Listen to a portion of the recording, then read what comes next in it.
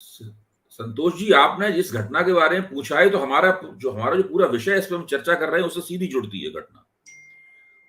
WHO ने, विश्व स्वास्थ्य संगठन ने एक रिपोर्ट दी, सरकार ने उसका खंडन किया, मुख्यमंत्रियों ने उसका खंडन किया, राज्यों की तरफ से भी खंडन आया, केंद्र की तरफ से भी खंडन आया। अब मीडिया की जिम्मेदारी शुरू होती है। मीडिया को चाहिए कि WHO की उस रिपोर्ट की समीक्षा करे और सरकारों ने जो खंडन किया है उसकी भी समीक्षा करे। मीडिया को चाहिए कि वो अपने लोगों को इसमें लगाए और सही तस्वीर जनता के सामने रखे। अब मीडिया, हम और आप बैठ के कैसे फैसला करेंगे कि WHO की रिपोर्ट सही है, सरकार का खंडन सही है? हम लोग भी कुछ अंदाज से ही बात कर सकते हैं ना। यहां पे तो मीडिया, इसी जगह मीडिया की जिम्मेदारी, मीडिया के पास संसाधन भी होते हैं। अगर मीडिया इस बात को पहले पन्ने पर प्रकाशित करेगा और इसके ऊपर पूरा फोकस देगा इसके ऊपर, और इसमें दोनों पक्षों के तथ्यों की थोड़ी जांच पड़ताल होगी, उन्हें कुछ खास कसौटियों पर कसा, सच्चाई की कसौटियों पर कसा जाएगा, तब तो मीडिया अपनी जिम्मेदारी पूरी कर पाएगा। यहाँ पे हो ये रहा है कि केवल ये खबर छप रही है कि WHO ने ये दावा किया है और सरकार ने इसका ये खंडन कर दिया है। पहले पन्ने पे पहले खबर थी, खबर अब जैसे समय गुजर रहा है, खबर अंदर के पन्नों पे चली गई है। अभी भी ये खबर, ये 2-3 कॉलम में, डबल कॉलम और ट्रिपल कॉलम में आ रही है खबर, लेकिन थोड़े दिनों बाद वो भी खत्म हो जाएगी। दिक्कत की बात यह है कि मीडिया अपने दायित्व की पूर्ति नहीं कर रहा है। यही तो मौका है। मीडिया चाहता तो सरकार को चुनौती दे सकता था, और अगर सरकार सही थी तो WHO को चुनौती दे सकता था मीडिया। WHO भी दूध का धुला हुआ नहीं है। डॉक्टर टेड्रोस, जो उसके कर्ता धर्ता हैं, कोविड के दौरान उनकी भूमिका लगातार संदिग्ध रही है।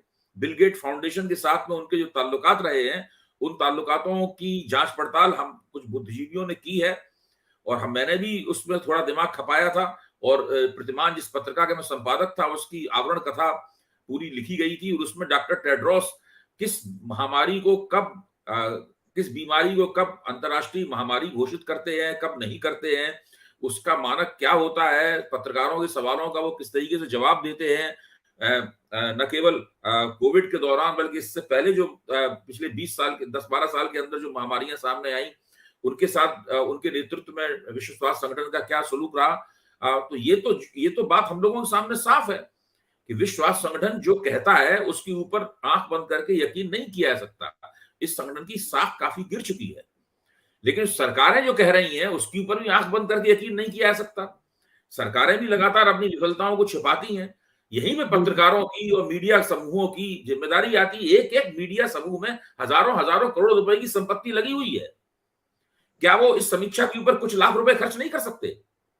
क्या आपने 2-3 प्रतिभाशाली पत्रकारों को इस काम में नहीं लगा सकते?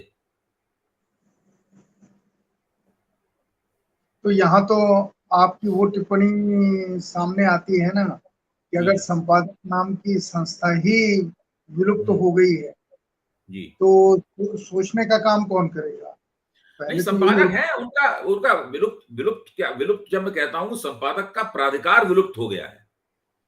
संपादक की संस्था का जो दबदबा हुआ करता था, जो अखबार को नियंत्रित करता था, पत्रकारों से काम लेता था और किसी खास बात पे जोर देता था, और वो मालिक से पूछ के नहीं देता था, उसके पास अपना विवेक होता था। उस विवेक के तहत वो किसी खास बात पे जोर देता था, और किसी खास बात पे जोर देने, जैसे एक बार मुझे याद है कि प्रभाष जी हम लोगों के पास आए, उन्होंने कहा कि ये जो कोई भी एक घटना होती है, उस पर राष्ट्रीय स्वयंसेवक संघ से लेकर भाजपा के तमाम सारे नेता जो है अलग अलग जगहों पर बयान देते हैं, और हम लोग उन सबके बयान छापते हैं। किसी का बयान सिंगल कॉलम छापते हैं, किसी का बयान डबल कॉलम छापते हैं, कहीं विनय कटियार बयान दे रहे हैं उसी बात पर, कहीं मुरली मनोहर जोशी बयान दे रहे हैं, कहीं कोई बयान दे रहा है, कहीं कोई बयान दे रहा है। पता लगा एक ही घटना के ऊपर में भारतीय जनता पार्टी के नेताओं के 7-8 बयान एक दिन अखबार में छपे। तो उन्होंने कहा इस सब लोगों के बयान छापने की क्या आवश्यकता है? इनका कोई बड़ा नेता बयान दे, बस वही बयान छापा जाए, बाकी लोगों को बयान छापने की आवश्यकता नहीं है। तो प्रभाष जी ने इस बात का संज्ञान लिया, उन्होंने इसमें सोचा और हम लोगों को बताया कि आप इस तरीके से कीजिए। दूसरे अखबारों ने इसका संज्ञान नहीं लिया, वो लगातार ये बना रहा। एक घटना हुई, उस पर भारतीय जनता पार्टी के कई नेताओं को बयान एक साथ छपते रहे। तो इस पार्टी का जो वर्चस्व बना है धीरे-धीरे कर वर्चस्व एक दिन में नहीं बनता है। उसके पीछे 10, 15, 20 साल लगते हैं उसके अंदर। जो वर्चस्व बना है वो इस तरह से बना है।